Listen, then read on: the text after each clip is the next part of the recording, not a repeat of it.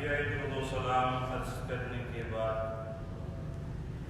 نہایت ہی واجب الاحترام دوستوں، بزرگوں، عزیز ساتھیوں، نوجوان بھائیوں، السلام علیکم ورحمۃ اللہ وبرکاتہ۔ اللہ رب العزت کا فضل و کرم ہے جس مالک کے کائنات کی توفیق سے میں اور آپ اللہ کے پاک دربار میں صحت و عافیت کے ساتھ حاضر ہیں۔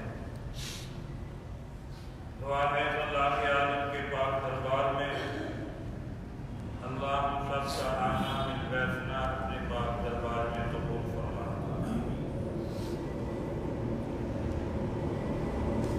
آج کا خطبہ جمعہ مبارک بڑے ہی اہم عنوان پہ ہے،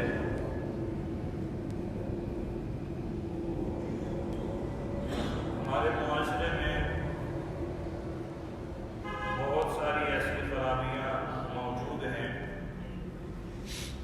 جن کی وجہ سے ہماری اولادیں، ہمارے نوجوان دین سے بہت زیادہ دور ہو چکے ہیں۔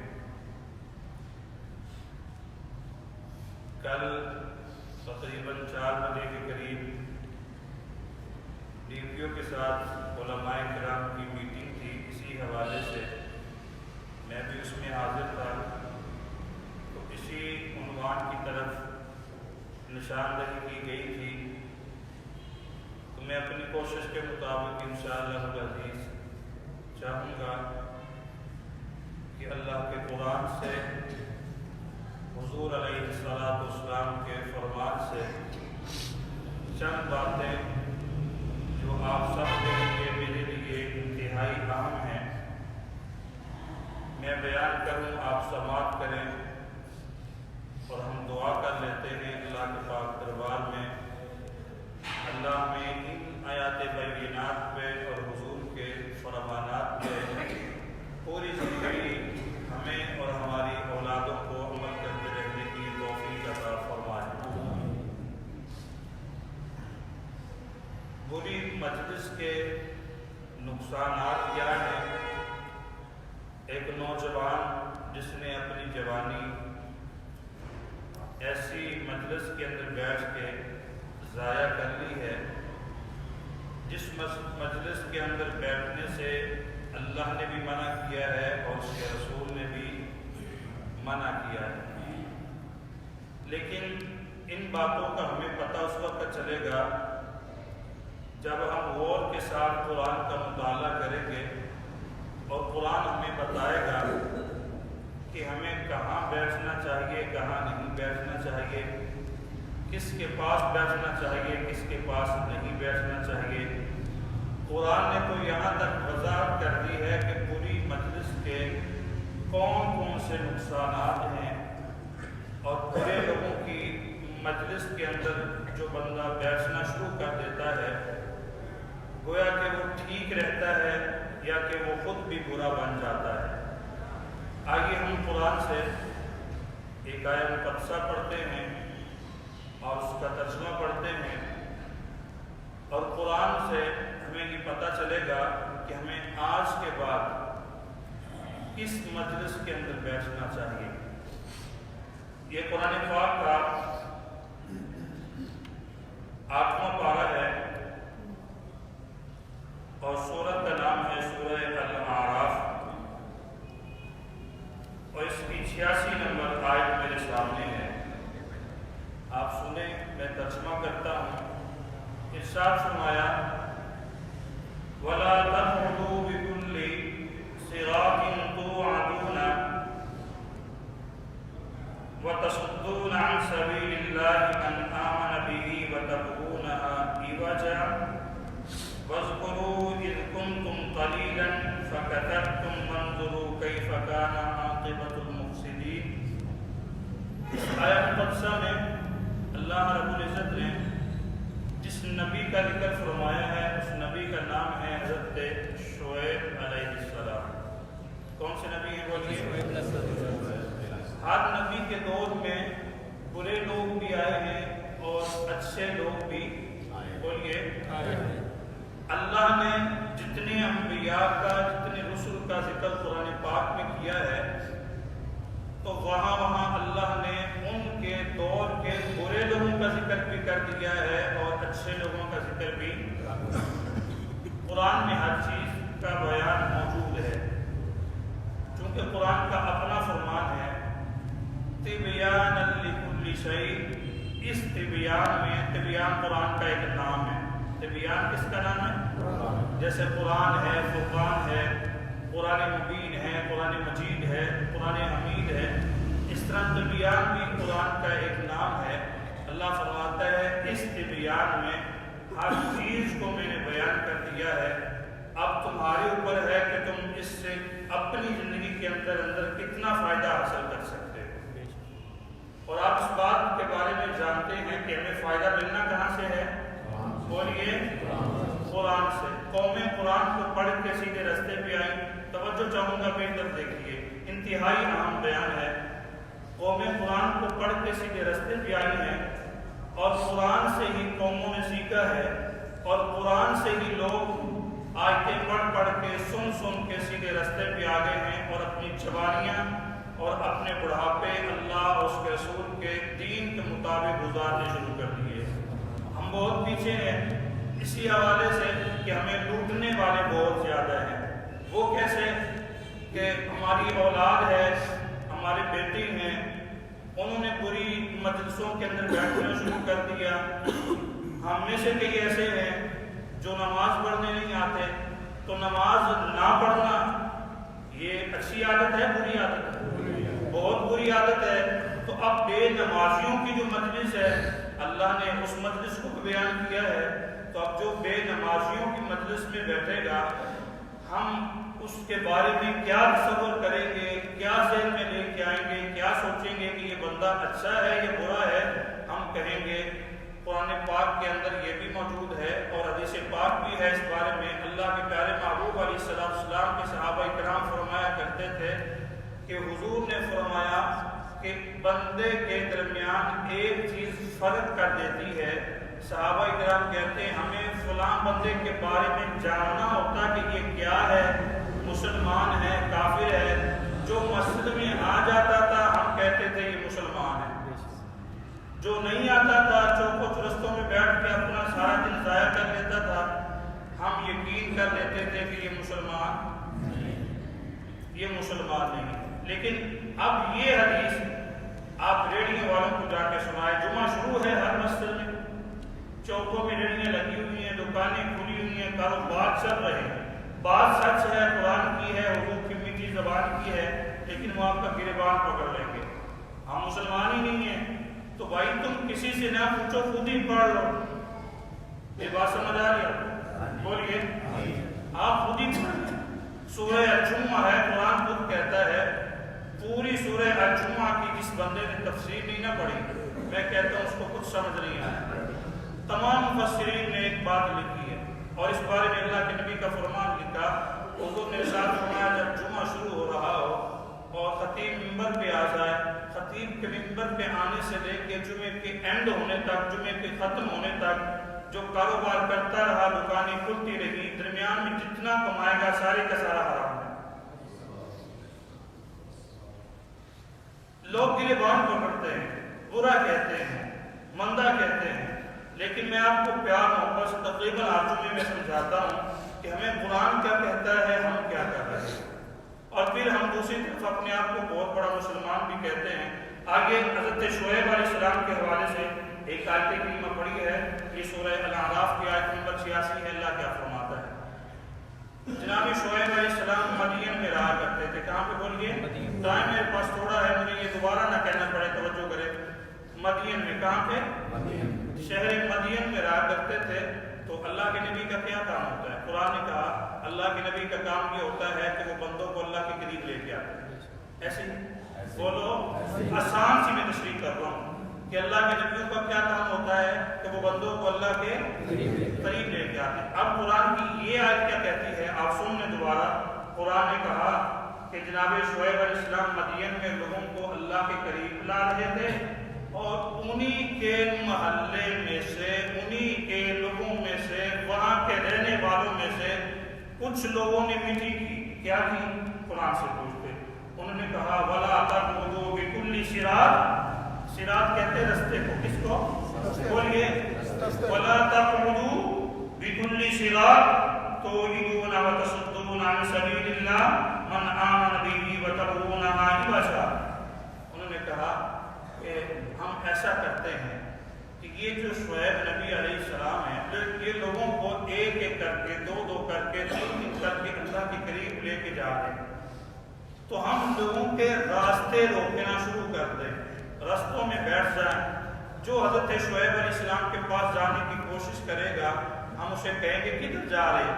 اگر وہ یہ کہے گا کہ ہم اللہ کے نبی کے پاس جا رہے ہیں، دیکھو اللہ نے سارا منظر اپنے قرآن میں بیان کر دیا جس میں شک کی گنجائش ہی نہیں رہتی.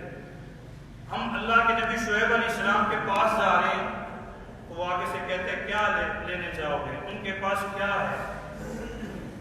ان کو بس ایک ہی بات آتی ہے. جس طرح ہمارے پاس نوجوان بھی کچے مار جاتے ہیں، ان کو بس ایک ہی بات آتی ہے، لو جی اللہ کو مان لو، اللہ کے قریب چلے جاؤ، اللہ کے بندے بن جاؤ، نیک بن جاؤ. وہ لوگوں کو روکا کرتے تھے. کیا کرتے تھے؟ روکا. کیا ہمارے اس معاشرے کے اندر ایسی مثالیں ملتی ہیں کہ نہیں؟ ابھی پرسوں مجھے اپنے کانوں سے یہ سننے کو ملا. میں آ رہا تھا، ایک نوجوان ہے، بالکل نماز کا ٹائم قریب تھا، نماز ہی اثر تھی، اور اس کے دوست چوک پہ بیٹھے ہوئے. ہمارے بچے ہیں، ہمارے نوجوان ہیں، دیکھو کہاں تک چلے گئے. اپنے دوست کو کہتے کدھر جا رہے ہو؟ وہ کہتا ہے نماز پڑھنے. اس نے آگے سے جو جملہ کہا ہے نا، آپ سنیں گے تو شاید آپ کے لیے تو یہ مذاق ہی ہوگا، لیکن آپ قرآن سے پوچھئے کہ اس نے کفر کیا ہے یا کفر سے بچ گیا ہے. اس نے کہا نماز کہڑا پڑھی جاتی، پڑھ لیں گے. نماز بولو. لیکن اگر کوئی وہاں پہ نوجوان کے پاس علم ہوتا تو وہ یہ کہہ سکتا تھا نماز تو نہیں پڑھی جا رہی ہے، نہیں دوڑ رہی، بلکہ سانس تو دوڑ ہی رہی ہے. کیا دوڑ رہے ہیں؟ بولیے. سانس تو دوڑ ہی رہے ہیں نا، اس کی تو دوڑ لگی ہوئی ہے. سانسوں کو تو دوڑایا جا رہا ہے. قریب ہے کہ آخری سانس آ جائے. اس سے قبل اگر کوئی باجماعت ملتی ہے تو ہم کیوں نہیں پڑھتے؟ اس سے قبل اگر ہمیں ہدایت ملی گئی ہے، ہم اصل میں جا رہے ہیں، تو دیکھ لو ہمارے معاشرے کے اندر نوجوان بھی اپنے دوستوں کو روکتے ہیں. اور اس دور میں لوگ روکا کرتے تھے، اور اس دور کے لوگوں کو اللہ نے قرآن میں بیان کے لیے کیا. بولو. میں اپنی بات سمجھانے میں کامیاب ہو رہا ہوں. بولو. بولیے. میں نے یہ عرض کیا کہ ان لوگوں نے رستہ روکا دین کی طرف جانے والوں کا، تو اللہ نے ان کا ذکر قرآن میں کر کے سمجھایا کن کو ہے؟ مجھے اور آپ کو سمجھایا ہے کہ تم نہ کسی کا رستہ روکنا. اگر کوئی نیکی کی طرف جا رہا ہے، اگر کوئی جا رہا ہے نا، تم نہ کہنا نماز کون سا دوڑ رہی ہے. لوگ نماز پڑھ ہی لیں گے، لیکن سنیے، برے لوگ تھے، بری مجلسوں کے اندر بیٹھنے والے تھے، اچھے لوگوں کو نیکی کی طرف جانے سے روکتے تھے. تو اللہ تعالیٰ نے ان کی مثال قرآن میں دے دی اور مجھے اور آپ کو خطاب کر دیا وَلَا تَقْعُدُوا، تم نہ بیٹھنا ایسوں کے پاس، ایسوں کے پاس تم نہ بیٹھنا. تم میرے نبی کی امت ہو. ایسے بروں کا پتہ چل جائے نا، یہ نشئی ہے، یہ بھنگی ہے، یہ چلسی ہے، یہ شرابی ہے، یہ برا ہے، یہ بے نمازی ہے، اس کے پاس تم نہ جانا. اور آگے سنیے، ارشاد فرمایا وَتَصُدُّونَ عَنْ سَبِيلِ اللَّهِ مَنْ آمَنَ بِهِ وَتَبْغُونَهَا عِوَجًا وَاذْكُرُوا إِذْ كُنْتُمْ قَلِيلًا. قرآن نے تو اخیر کر دی یہ سمجھانے کی، لیکن یہ میں اور آپ ہیں کہ دل کرے تو ہم آ جاتے ہیں. ہم دل کی زیادہ مانتے ہیں.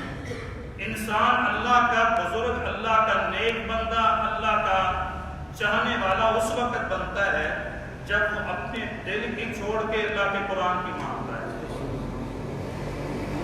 اور میں اکثر یہ حدیث سناتا رہتا ہوں، اذا فاتک الحیاء فافعل ما شئت. جب بندے کے اندر سے حیا نکل جاتا ہے نا، تو اس وقت وہ وہی کرتا ہے. اللہ کے نبی فرماتے ہیں فَفَعَلْ مَا شِئْتَ، جو اس کا اندر مانگتا ہے، جو اس کا دل کہتا ہے نا، پھر وہ وہی کرتا ہے. پھر اس کے سامنے قرآن پڑھی جاؤ، وہ سن بکم عمیٌ نہیں ہے. اس کے سامنے حضور کے فرمانات پڑھے جاؤ، کوئی اثر نہیں ہے. لیکن دیکھیے ہماری اولادیں ہمارے ہاتھوں سے نکل گئی. پوری مجلسوں کے اندر انہوں نے بیٹھنا شروع کر دیا. اور بعض دفعہ جب ہم اپنے بیٹے کو روکتے ہیں، ہم جاسوسی بھی بڑی کرتے ہیں. قرآن نے ایک اور مسئلہ بھی سمجھا دیا کہ جاسوسی اولاد کی کیا کرو. کس کی؟ بولیے. اب یہ سمجھانے کا انداز میرا اپنا ہے تاکہ بات کھل کے سمجھ آ جائے. کسی دوسرے کی نہ کرو، اپنے بیٹے کی کیوں نہیں کرتے جو تمہارے لیے جائز بھی ہے.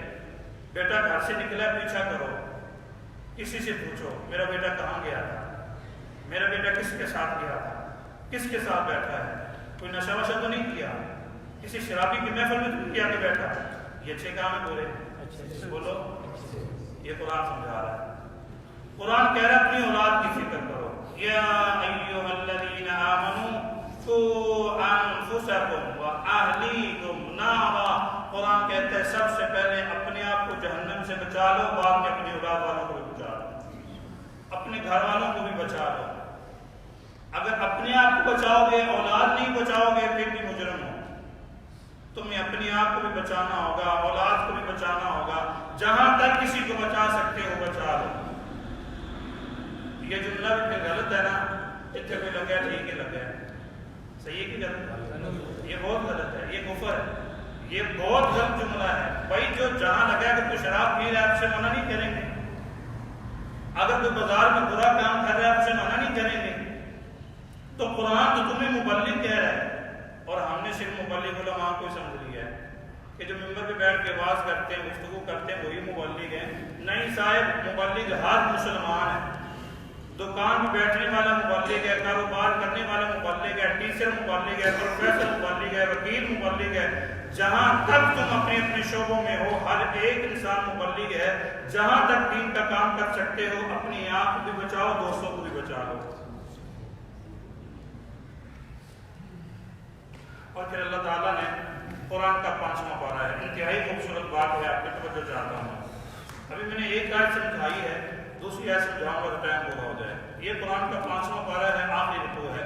انتہائی خوبصورت بات اللہ فرما رہے ہیں. ارشاد فرمایا وَقَدْ نَزَّلَ عَلَيْكُمْ فِي الْكِتَابِ أَنْ إِذَا سَمِعْتُمْ آيَاتِ اللَّهِ يُكْفَرُ بِهَا وَيُسْتَهْزَأُ بِهَا فَلَا تَقْعُدُوا مَعَهُمْ.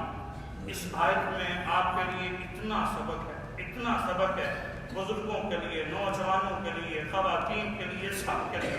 اللہ کیا فرماتا ہے؟ اگر تمہیں پتہ چل جائے، تم میرے ساتھ بولو گے ترجمہ تمہاری کچھ بھی ہو جائے گا، ثواب برابر ہو جائے گا. اگر تمہیں وَقَدْ نَزَّلَ، وَقَدْ نَزَّلَ، اگر تمہیں پتہ چل جائے کس چیز کا، عَلَيْكُمْ فِي الْكِتَابِ أَنْ إِذَا سَمِعْتُمْ آيَاتِ اللَّهِ، فلاں چوک میں، فلاں بیٹھک میں، فلاں جگہ پہ، فلاں سکول میں، فلاں دفتر میں، فلاں مقام پہ اللہ کی آیتوں کا لوگ مذاق کر رہے ہیں. کیا کر رہے ہیں؟ وہ بندے بھی اندر آئیں گے جو کہتے ہیں بڑا دن بیٹھے ہے تو بڑا بڑا نمازی ہے. مذاق ہے؟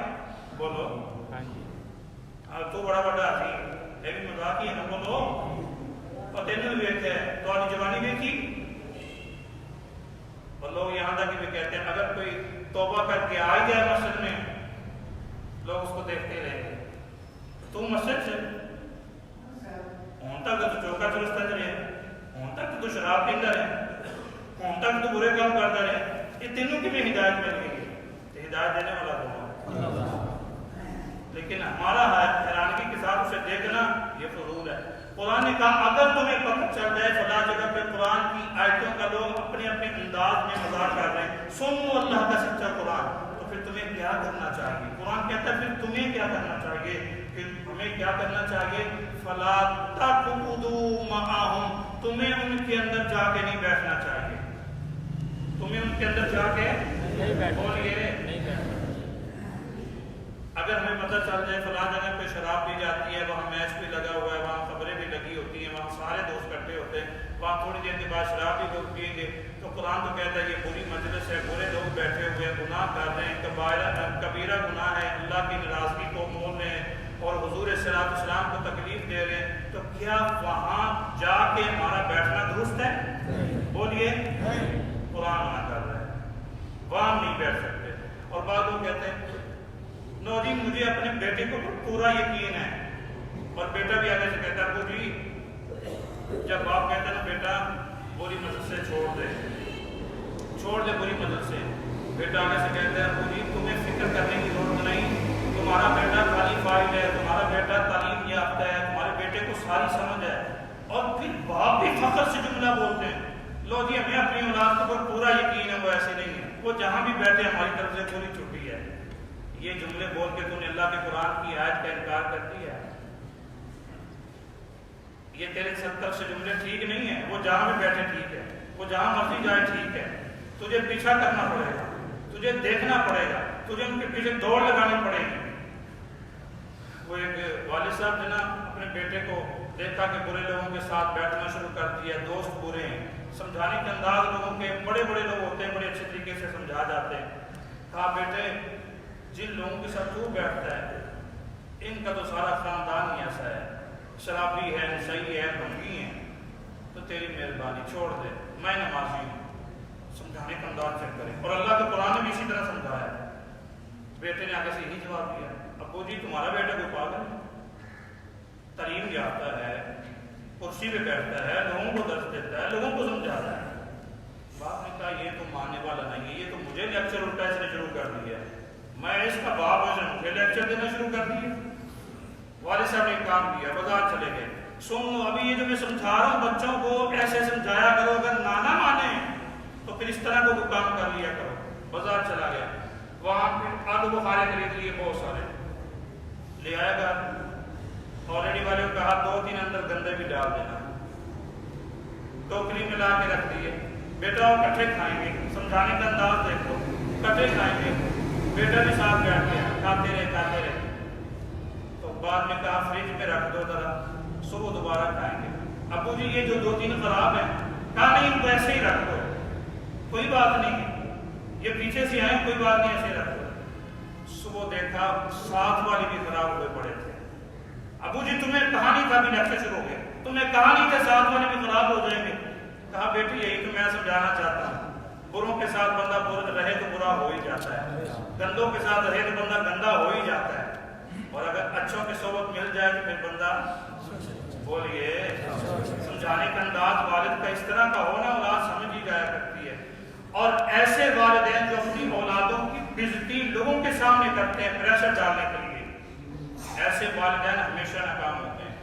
یہ بات یاد رکھیے، اولاد سے غلطی ہوئی آپ اسے بازار میں نہ سمجھائیں، لوگوں کے اندر نہ سمجھائیں کہ لوگ دیکھیں بڑا روب ہے اس کا اولاد کے اوپر، صاحب اس میں تیری کچھ بھی عزت نہیں ہے کہ تو لوگوں کے بارے میں یہ کہہ رہا ہے کہ لوگ کہیں گے اس کا بڑا روب ہے اولاد کے اوپر۔ نہیں، اولاد تیری عزت کرنی چھوڑ دے گی، وہ دل میں یہ بات نہیں کہ آئی میرے ابو کو اتنا بھی نہیں پتہ لوگوں کے اندر دوستوں کے اندر بےعزتی کر رہا ہے۔ جو باپ آج تک کامیاب ہوتے آئے ہیں نا، انہوں نے اکیلے میں بیٹھ میں کمروں کے اندر بیٹھ کے اولادوں کو سمجھایا ہے، اولادوں نے ہمیشہ والدین کو سلام ہی کیا ہے۔ قرآن نے کیا خوبصورت انداز سمجھائے ہیں۔ بری مجلس میں اگر کوئی بیٹھا ہے اسے بروں کے سامنے نہ سمجھاؤ، اسے بروں کے سامنے بولو، اسے اکیلے میں سمجھاؤ، چائے کی پیالی میں سمجھا سکتے ہو سمجھا لو، کھانے کی دعوت پہ سمجھا سکتے ہو سمجھا لو۔ آئیے قرآن کی آیت مکمل کرو، 5 منٹ رہ گئے۔ اللہ کا قرآن کہتا ہے فَلَا تَقْعُدُوا مَعَهُمْ، تم ان میں نہ بیٹھنا، ان میں کن میں بڑا پتہ چل جائے کہ فلاں جگہ پہ شراب پی جاتی ہے، تم وہاں نہ جانا۔ اب بندہ اللہ سے پوچھے، اللہ سے اللہ جی اگر چلے جائیں تو پھر کیا ہوگا؟ بات نہیں یہ کہنا لو جی ہم نے کون سا پینی ہے، ہم نے کون سا برا کرنا ہے، ہم نے کون سا برا فیل کرنا ہے، ہم تو ایسے ہی گئے تھے۔ یہ تیرا ویسا جو ہے نا اس کا جواب قرآن دے رہا ہے۔ اللہ سے پوچھو، مالک اگر چلے جائیں تو پھر اللہ فرماتا ہے کیا خوبصورت جواب ہے، حتیٰ یخوضوا فی حدیث غیری انکم اذا مثلہم، اگر چلے جاؤ گے تو انہی کی طرح ہی ہو جاؤ گے. یہ جواب قرآن کا ہے، یہ 5واں پارہ ہے، آخر کو پڑھ رہا ہوں. انکم اذا مثلہم، انہی کی مثل، بولیے انہی کی مثل ہو جاؤ گے. لہٰذا یہ بات ہماری نہ کام ہے نہ کارا ہے، اس میں کوئی سچائی کوئی حقیقت نہیں ہے. تو جی ہم ان کے اندر بیٹھتے ہیں تو ہمارا من پھر بھی صاف ہے. صاحب صاف ہوگا لیکن وقت آ ہی جاتا ہے، اثر پڑ ہی جایا کرتا ہے. میں نے ایسے لوگوں کو دیکھا ہے، بڑے بڑے حافظوں کو، بڑے بڑے قاریوں کو جانتا ہوں، اچھی صحبت میں بیٹھتے رہے، کامیاب رہے. اچھی صحبتوں کو چھوڑ کے برے دوست بنائے، برے لوگوں کو، کرکٹ کھیلنے والے، کرکٹ میں جانے والے. مطلب یہ نہیں کہ کرکٹ کھیلنا گناہ ہے، کرکٹ میں جانا گناہ ہے. غلط بات سمجھنا تقریباً ہمارے معاشرے میں یہ فیور بن رہا ہے. ہر بندے کا جو ہے نا یہ روٹین بن چکی ہے کہ بات ٹھیک سمجھائے تو ہم نے سے غلط طریقے سمجھا. کھیلنا گناہ نہیں، جانا گناہ نہیں، لیکن ایسے لوگوں کے ساتھ نہیں جانا چاہیے جو نماز چور ہو. کیا ہوں؟ جو نماز چور ہو، ایسے لوگوں سے جان چھڑا لینی چاہیے. اور ایسے لوگوں کے ساتھ بھی نہیں جانا چاہیے جو کہیں ٹھیک ہے جیت گئے ہیں تو پھر عیاشیاں کریں گے، شراب کی 2 بوتلوں کا بھی انتظام کر لو. بولیے جانا چاہیے؟ نہیں جانا چاہیے. اولادوں کو بچا لو جتنا بچایا جا سکتا ہے، ورنہ ان کے ہاتھ ہوں گے کل، قرآن کہتا ہے، اور یہی گربان ہوں گے. اور ہم نے سدا تو یہاں رہنا کوئی نہیں بھائی، سدا نہیں رہنا ہم نے. کل ان کے ہاتھ ہوں گے، ہمارے گربان ہوں گے. پھر یہی کہیں گے اللہ یہ ہمارے ابو جی تھے، نے ہمیں کبھی بھی نہیں سمجھایا تھا، بلکہ یہ تو میں ڈیل لیتا تھا. کوئی بات نہیں، میری اولاد ٹھیک ہے، مجھے پیاری لگتی ہے، وہ چاہے جیسے بھی ہو. بھائی تجھے پیاری لگتی ہے لیکن کم از کم ان کو جہنم کا ایندھن تو نہ بنا، اپنے آپ کو جہنم کا ایندھن تو نہ بنا. ہر بندے کی اولاد اسے پیاری ہے. اگر تجھے اتنی پیاری ہے تو جہنم سے کیوں نہیں بچاتا؟ نوجوان جا رہا ہوں موٹر پہ بیٹھ کے، اگر اس نے سٹینڈ نہ اٹھایا ہو، بھائی سٹینڈ اٹھا لو، بھائی سٹینڈ اٹھا لو، تو کہتے ہیں بھائی اگر وہ نہیں اٹھاتا تو تمہیں کیا مطلب ہے؟ تمہیں کوئی ٹینشن ہے؟ اگر نہیں اٹھاتا تم اس کا فائدہ کر رہے ہو نا، بولو سٹینڈ اٹھا لو، سٹینڈ اٹھا لو. بھائی تمہارے کہنے سے کیا ہے؟ مطلب یہی نکلا کہ تم اس کا فائدہ کرنا چاہتے. اچھا یہ نوجوان کسی کا ہے، یہ سٹینڈ نہیں اٹھائے گا، گر جائے گا، فوت ہو جائے گا، زخمی ہو جائے گا. اچھا اس کا نقصان ہو جائے گا، اس نے سٹینڈ نہیں اٹھایا. تم سارے کہنے لگے ہو تمہاری اپنی اولاد جہنم میں جا رہی ہے، اسے کیوں نہیں کہتے ہو؟ اپنی اولاد جہنم کے گڑھے میں چھلانگے لگاتی ہوئی جا رہی ہے. بیٹے سارے کے سارے بے نماز، بیٹے سارے کے سارے اگر جوانی ہیں تو پھر کوئی بات نہیں، باپ کو ٹینشن نہیں کوئی. اگر شرابی ہیں ان میں تو کوئی باپ کو ٹینشن نہیں. دوسروں کو روکتے ہو مر جاؤ گے، اپنوں کو کیوں نہیں کہتے کہ تم بھی ہلاک ہو جاؤ گے؟ قرآن نے یہ پیغام دیا. آج کے جمعے میں آخری بات کروں گا. ان اللہ جامع، آیت مکمل کر دوں. ان اللہ جامع المنافقین والکافرین فی جہنم جميعا. کتنی خوبصورت بات ہے. ایک وقت وہ تھا کہ جس وقت میں حضور علیہ الصلوۃ والسلام کی صحبت میں لوگ بیٹھا کرتے تھے. اب مجھے یہاں ایک بات یاد آ گئی ہے. تم نے ابھی پورا جمعہ شاید اپنے لیے کڑوا سمجھا ہوگا، لیکن فقیر تمہارا فائدہ ہی سوچتا ہے ہر جمعے پہ. آئیے ایک محبت بھری بات سننا ہے. حضور علیہ الصلوۃ والسلام نے جب مکہ میں اعلان کیا تھا کہ میں تمہارا رسول ہوں، تمہارا نبی ہوں، لوگوں نے جادوگر کہا تھا کہ نہیں؟ بولو. قرآن کے سورہ المدثر کے اندر موجود ہے، پوری آیت ہے. لوگوں نے یہ کہا تھا تم تو جادوگر ہو. اور ایک عورت نے نا صرف یہی سن کے کہیں اس کا جادو میرے اوپر بھی نہ چل جائے، مکہ چھوڑنے کا فیصلہ کر لیا تھا. تھوڑا سا سامان تھا، سر پہ رکھا، چلنے لگی. رستے میں میرے اور آپ کے محبوب ملے. حضور نے کیا فرمایا؟ فرمایا کہاں جا رہی ہو؟ حضور اس نے تو نہیں نہ کہا تھا حضور، یہ تو میں کہہ رہا ہوں. اس نے کہا نوجوان میں مکہ چھوڑ رہی ہوں، اور میں نے نظر امی سے اس حدیث کو پڑھا. میں مکہ چھوڑ رہی ہوں اس ڈر سے ایک جادوگر ہے، اس کا جادو میرے اوپر چل جائے گا، تو میں اس سے پہلے کہیں اپنے بڑوں کا دین ہی نہ چھوڑ دوں، مکہ چھوڑنا چاہتی ہوں. حضور نے فرمایا یہ وزن بھاری ہے اور تم بڑی ہو، مجھے اٹھا دو، میں اٹھا لیتا. اللہ کے نبی نے اٹھا لیا. جب آگے جا کے اس کے مقام پہ جا کے رکھا جہاں پہ اس نے جانا تھا تو حضور نے فرمایا کہ بتاؤ کوئی اور کام میرے لائق ہے؟ اس نے کہا تم نے میرے ساتھ نیکی کی ہے، میں بھی تیرے ساتھ نیکی کرنا چاہتی ہوں. کما تدین تدان، جیسا کرو گے ویسا بھرو گے، میں بھی تمہارے ساتھ نیکی کرنا چاہتی ہوں. حضور نے فرمایا بتاؤ کیا ہے؟ اس نے کہا تو خوبصورت بہت ہے، دل کرتا ہے تجھے دیکھتی رہوں. مطلب یہ ہے کہ مکے کے اندر ایک جادوگر ہے، اس کی باتوں میں نہ آنا، تو نے میرے ساتھ نیکی کی، میں بھی تیرے ساتھ نیکی کر رہی ہوں. جب یہ جملہ سنا اللہ کے نبی مسکرا پڑے. بات بھی مسکرانے والی تھی کہ جس کے بارے میں کہہ رہی وہی سامنے، اس کا جادو لوگوں کے اوپر بڑا چل جاتا ہے، وہ خوبصورت ہے، اس کی بات میٹھی ہے. حضور نے فرمایا کہ اگر وہ جادوگر تیرے سامنے آ جائے تو؟ اس نے کہا نا نا نا، میں تو مکہ سے نہیں چھوڑ کے آئی ہوں. حضور نے فرمایا جس کے ڈر سے چھوڑ کے آئی وہ تیرے سامنے ہی ہے، وہ تو تیرے سامنے ہی ہے. اس نے کہا اگر آپ ہیں تو پھر آپ کا جادو میرے اوپر چل گیا ہے، مجھے کلمہ پڑھا دو، میں آپ کے ساتھ واپس جانا چاہتا ہوں. اور پھر حضور علیہ السلام کی صحبت میں بیٹھ، میں نے کہا نا انشاءاللہ پورا جمعہ ہوگا، آج تھا پورا جمعہ پوری صحبت پہ. کس پہ؟ میں اس پہ مکمل وضاحت نہیں کر سکا، صرف 2 آیتیں پڑھی ہیں. ٹائم میرے پاس صرف آدھا گھنٹہ ہوتا ہے، میں کچھ کر نہیں سکتا، لیکن میں قرآن کھول کھول کے سمجھانا چاہتا ہوں. میں قرآن کیا کہنا چاہتا ہوں؟ انشاءاللہ پورا جمعہ ہوگا اچھی صحبت پہ. کس پہ؟ اچھی صحبت میں جائے تو پھر کیا ثمرات ملتے ہیں، قرآن نے وہ بھی بیان کیا. لیکن آخری بات سنیں، حضرت طفیل بن عمرو دوسی، بڑی میٹھی بات ہے، جس طرح کی بھی سنیے، ایک اور سن لو. آئے نا مکے میں طواف کرنے کے لیے، کفار بھی طواف کیا کرتے تھے، تو طواف کرنے لگے. ابو جہل بلاتا ہے. ابو جہل ہے اصل لفظ، جہالت سے نکلا، جہالت سے. اس کا اصل نام ہے احمد بن حشام. اس نے کہا کدھر جا رہے ہو؟ یہ روئی تھوڑی سی مجھ سے لے لو، کانوں میں ڈال لو.